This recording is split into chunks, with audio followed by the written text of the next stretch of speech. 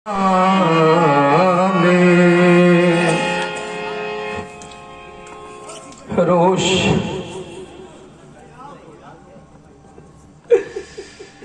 रोष जमसाने जिस व्यक्ति के जीवन में कभी कोई क्रोध न आया हो, आज बोले वचन रोष जमसाने अपार क्रोध है। और क्रोध का कोई दूसरा कारण नहीं है, क्रोध के कारण में है आप लोग। मैंने माना था पृथ्वी वीरों के द्वारा भोगी जाती है, लेकिन जिस समय हमारे बंदियों के द्वारा घोषणा हुई उस समय मेरे मित्रों आप लोगों ने नियम नैतिकता की सीमा को तोड़ दिया।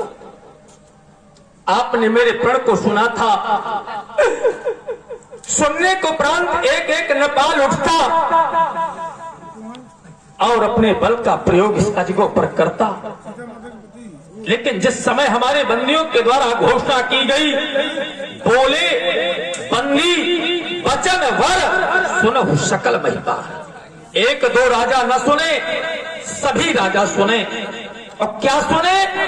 बोले प्रण विदेह का कहीं हम भुजा उठाए विशाल। अपनी विशाल भुजाओं को उठा करके अपने राजा के प्रण को कहना चाहते हैं। बंदियों के द्वारा कहा गया और आप लोगों के द्वारा सुना गया, लेकिन सुनने के उपरांत जो क्रियाएं और प्रतिक्रियाएं की गई वो मेरे मित्रों नियम और नैतिकता को तोड़ देने वाली क्रियाएं प्रतिक्रियाएं की गई। आप हैं हमारे अजीत दीक्षित जी, जो स्वयं जनक अभिनेता है। हमारे जनक जी के सुंदर करुण विलाप पर प्रभावित हुए हैं। आपकी ओर से 51 पत्र मुद्राएं जनक जी के चरणों में समर्पित हैं। बहुत बहुत धन्यवाद, बहुत बहुत साधुवाद। एक एक नेपाल उठता और अपने बल का प्रयोग इस अजगों पर करता, और जब अपने कार्य में असफल हो जाता तो मेरी मिथिला को छोड़ करके चला जाता।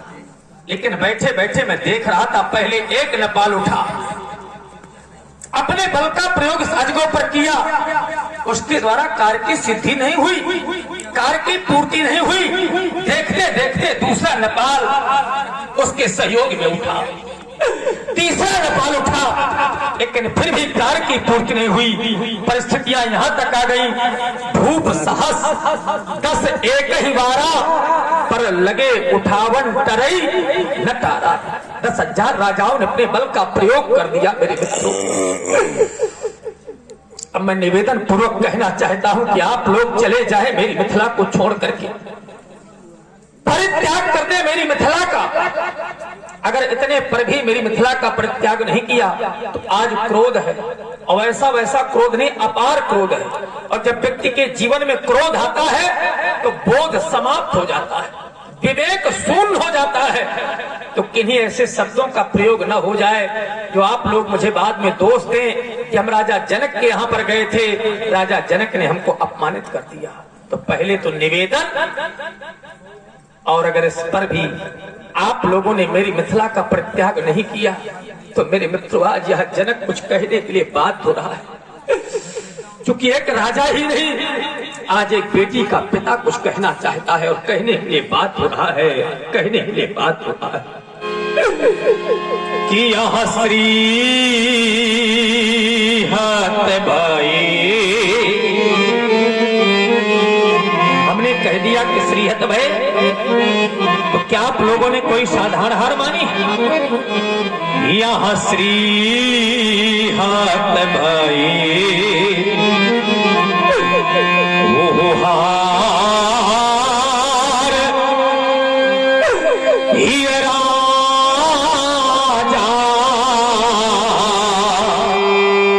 हृदय से हार मान गए, और हृदय से हार मानने को उपरांत भी आप लोगों ने मेरी मिथिला का परित्याग नहीं किया। और क्या किया कि तब यहाँ बैठे निज वो निज जाही ये समाजा।